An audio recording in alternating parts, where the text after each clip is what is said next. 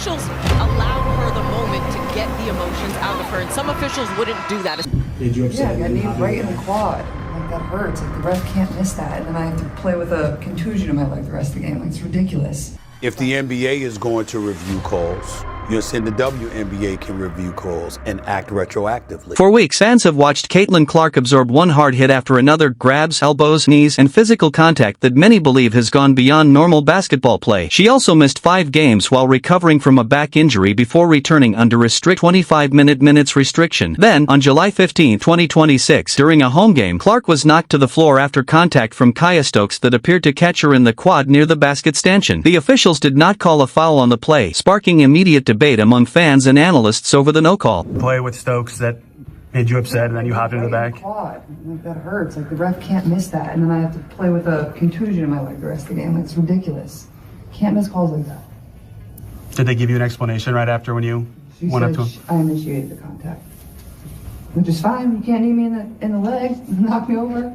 According to the broadcast and post-game discussion, the official told Caitlin Clark that she had initiated the contact, a decision that quickly became a major talking point. Clark finished the play, absorbed the collision, fell to the court, and got back up, visibly favoring her leg, but no foul was called. Frustrated by what she believed was repeated missed contact, she reacted emotionally, raising her arm and walking directly toward the referee. Broadcast microphones appeared to capture her loudly arguing for a foul call, expressing her frustration after several physical plays that she felt had gone unpunished. There's an elevated level of physicality that obviously compromised her availability last season, where she missed a few games.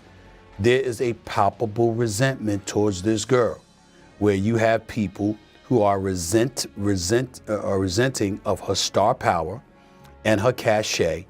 And as a result, if they have an opportunity to go at her, they're going to take it. The moment resonated with many fans in the arena, who saw Clark openly express her frustration after another physical sequence. Instead of a foul being called, the officials issued her a warning for her reaction, a decision that sparked even more debate. Supporters argued that the focus should have been on the contact that sent her to the floor, while critics maintained the officials handled the situation appropriately. The incident quickly became one of the most talked about moments of the game, fueling renewed discussion about officiating consistency and player protection. WNBA is putting itself well in the category of the WWE, where you don't really talk about the games, you talk about all the stupid stuff that's surrounded. They're also trying to make Alyssa Thompson a victim for the throat punch heard around the world of Caitlin Clark. After the game, head coach Stephanie White was asked about the controversial no-call. According to White, the officials explained that they believed Caitlin Clark had initiated the contact. White responded carefully, saying, "They said Caitlin initiated the contact. That's all they said. She seems to always be initiating the contact. I'm trying not to get fined. All I'll say is that we just keep asking for consistency." Her comments reflected ongoing frustration with how similar plays are being officiated. The discussion gained even more attention because Clark had taken a hard hit, briefly left the game after appearing to favor her leg, and later returned to play while still managing her recovery from an earlier back injury. Talking to the official after that play, Caitlin got kneed in the quad and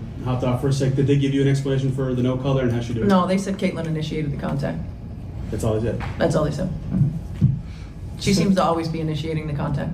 Yeah, you mentioned Caitlin always seems to initiate the contact. Just what did you see in the officiating overall tonight, or just in general? Chloe, I'm trying to not get fined.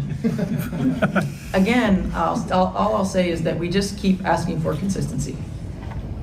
Anything else? All right, we'll end it there. After the game, Stephanie White repeated the official's explanation that Caitlin Clark initiated the contact. With a sarcastic tone, she said Clark always seems to be initiating the contact, and added that she was trying not to get fined. Her comments reflected frustration with what she believes is inconsistent officiating. Coming in here aware of what happened 2 nights ago? And that still happens? What? Absolutely unacceptable. No, she didn't, dude. Absolutely she just unacceptable. Cursed? And the reckless closeout that they actually reviewed, and the foot still comes down on top of the defender's foot that wasn't upgraded? Absolutely disrespectful. Earlier this season, Stephanie White strongly criticized another officiating decision, calling it absolutely unacceptable multiple times during a press conference. After this latest incident involving Caitlin Clark, however, she took a more restrained approach, responding with a sarcastic remark that Clark always seems to be initiating the contact. Where I believe there's been a failure on the part of some people to appreciate the mantra of a rising tide lifts all boats. Ride this cash cow till the wheels come off. They did it in the NBA with Magic Johnson. They did it ultimately with Michael Jordan. You know, that's how you do this. You find somebody that just galvanizes folks and ingratiates themselves with the public at large in such a way where everywhere they go and whatever they do, everybody wants to watch. Some fans felt the response did not do enough to defend the team's star player. Caitlin Clark was more direct after the game, saying the contact hit her in the quad and should have been called a foul. She added that playing through the leg injury for the rest of the game was difficult and called the missed call ridiculous. Those are Clark's exact words. In this particular situation, I thought that the last official should have been able to catch that. I was actually watching this game and I was like, oh, wow. That was a bit much. So in that moment, I thought that the official missed the call. I'm not surprised that the league went back and fined Alyssa Thomas. Clark spoke openly about the hard contact and her frustration with the missed call. Meanwhile, the Golden State Valkyries' tough defense made it a difficult night from the opening tip. Indiana fell behind 12-2 early, and Clark finished the first half with just 2 points, shooting 1-4-5 as the Fever struggled to find their rhythm. Isn't bullying, let's look at the NBA. Bullying on the court is a thing that has happened before. It is a rite of passage, and it is a sign of respect. And for someone who doesn't know the game, for you to use certain words, we've got to be careful with our words. She's not getting beaten. She's not being bullied. No one's pulling her hair. No one's telling her she can't come out and play with them. That is a sign of respect. If I go at you because you're supposed to be a superstar, you're supposed to take it. Ask LeBron. Ask Michael Jordan. Ask the greats. It's a sign of respect. No one's bullying. And when she gets asked, that's... Indiana responded with a 17-4 run in the third quarter to take the lead. Clark sparked the comeback with a hustle play, stealing the ball, chasing down her own missed three, and delivering a behind-the-back pass to Aaliyah Boston for a three-pointer. Even on a minutes restriction and dealing with injuries, Clark continued to make a major impact on both ends of the floor. Now we're being painted as thugs and there's death threats out on us, so it's really unacceptable. It's something that needs to change in this league, and I'm just really so excited. Golden State answered with a strong run late in the third quarter and carried the momentum into the fourth. The Valkyries pulled away for an 88-75 victory. Caitlin Clark finished with 13 points and 6 assists, while Indiana struggled with turnovers and an unsuccessful coach's challenge that cost the team a timeout. Said, I do think that there is a thing called pretty privilege. There is a thing called white privilege. There is a thing called tall privilege. And we have to acknowledge that. And so the part of it is about race, because if you think about the Brittany Griners of the world, you know, why did she have to go to play in Russia? Because they wouldn't pay her. Because they wouldn't pay her. Because they wouldn't pay her. And we have grown-ass men and women out here doing whatever they can to try to make sure that does not happen.